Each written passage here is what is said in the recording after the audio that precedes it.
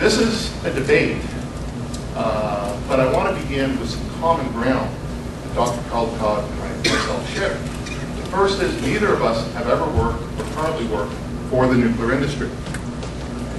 The second is that we're both lay people. We don't have degrees in nuclear engineering. We don't have degrees in nuclear physics.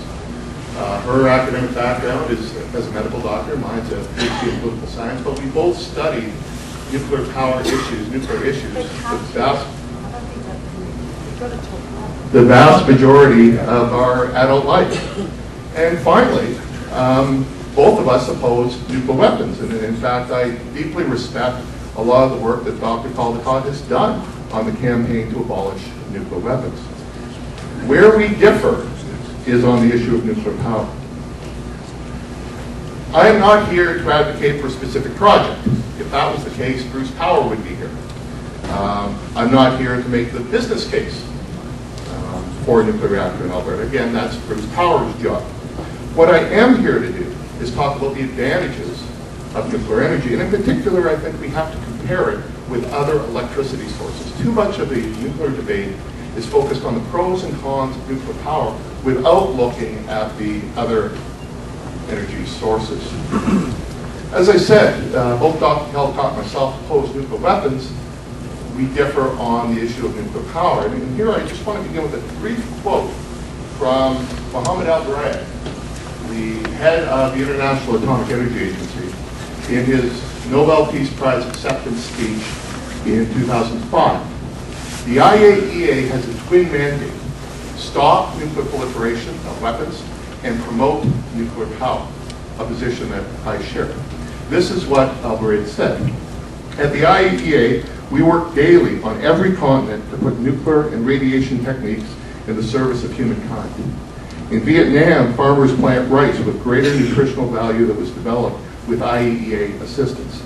Throughout Latin America, nuclear technology is being used to map underground aquifers so that water supplies can be managed sustainably. In Ghana, a new radiotherapy machine is offering cancer treatment to thousands of patients. In the South Pacific, Japanese scientists are using nuclear techniques to study climate change. In India, 8 new nuclear plants are under construction to provide clean electricity for a growing nation. A case in point of the rising expectation for a surge in the use of nuclear energy worldwide. And I will now go on to discuss, after these opening remarks, what are the advantages of nuclear energy. Let's start with, as a supplier of baseload electricity. If you look at projections made by both the Department of Energy in Alberta and the Alberta Electrical Systems Operators, there's great demand for electricity in the coming years. All right, so as I was saying, demand for electricity is rising. This is due to population growth in Alberta. It's also due to increased economic development in Alberta. That is likely to continue. Now, I'm not here to criticize wind power, solar power, biomass, geothermal. Those should all be part of the mix, but I believe that nuclear should also be part of the mix. Let's imagine that Alberta got up to 30% of renewable energy as electricity source. That would be a tremendous growth in what we currently have in this province. But where's the other 70% going to come from? Now, some provinces, Quebec, Manitoba, BC, are blessed with great hydro resources. And I must say there's environmental consequences with hydro as well, just as the Northern Cree in Quebec. But Alberta does not have those hydro capacities. What we do have is coal. If this was solely about economics, we would continue with coal. We have hundreds and hundreds of years worth of coal. It is cheap, but it is dirty. Now, yes, there are mechanisms for clean coal technology, okay, carbon capture and storage, but those are unproven technologies at tremendous cost. We could look at natural gas. Natural gas is cleaner than coal. But we have dwindling supplies in Alberta. All you have to do is listen to Andy Nikiforuk, prominent environmental writer in Alberta, talking about the shortages, the soon-to-be shortages of natural gas, something that your government hasn't really told you, given that how much of our budget is based on natural gas royalties. Should we be using that natural gas, as it currently is, for oil sands development? Basically using a Ferrari to pull from Milwaukee? Should we be using it for electricity or home heating? So really, what nuclear is the comparison with coal and natural gas. We move on to climate change. Now, the actual generation of nuclear power does not produce greenhouse gas emissions. Now, life cycle, cradle to grave, uranium mining, construction, waste disposal, yes, it produces greenhouse gas emissions. Just as wind doesn't generate greenhouse gas emissions, but the life cycle of wind does. So let's compare life cycle amounts. And the numbers I'm quoting here are from the Alberta Research Council. This document is available on the Alberta Energy website if you want to take a look at it. Page 87 for those taking account. And what we're looking at here is comparing life cycle greenhouse gas intensity by electricity options. Tons of CO2 equivalent versus green gigawatt hours.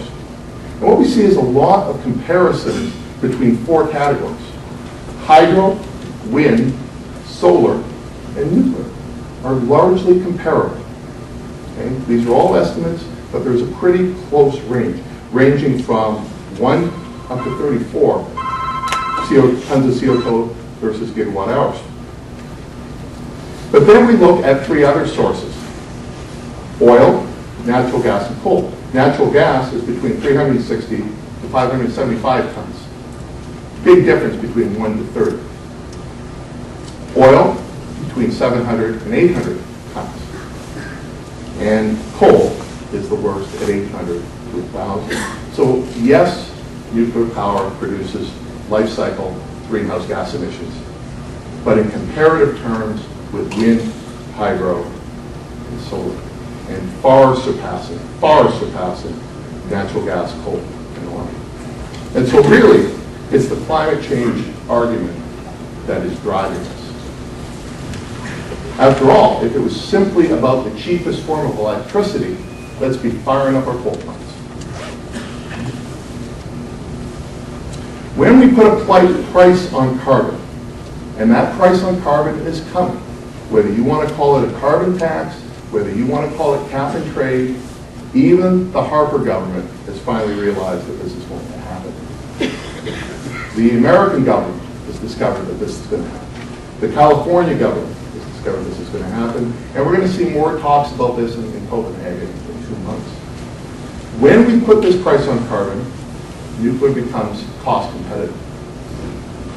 There was a large multidisciplinary study done by the Massachusetts Institute of Technology a couple of years ago, and that was its central point, but it was looking at the economics of nuclear power in very general terms, because nuclear power is very expensive in the startup. The construction costs are very high, but the operating costs are very, very low, because the percentage of the cost of running a nuclear power plant because of fuel is very, very low. So once you have the thing built, then it's sustainable, as compared to the rising and falling of coal prices, the rising and falling of natural gas prices. But when we put that price on carbon, it becomes cost competitive. Safety. That's a frequent concern that people have.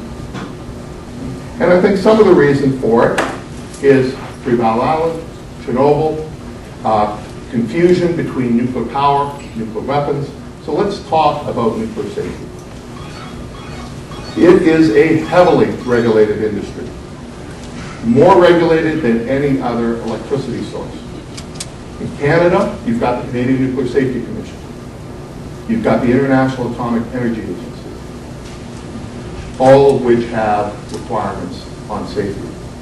Then there are other organizations, the World Association of Nuclear Operators, which is a peer review group where people like Bruce Power, Ontario Power Generation meet with the other nuclear operators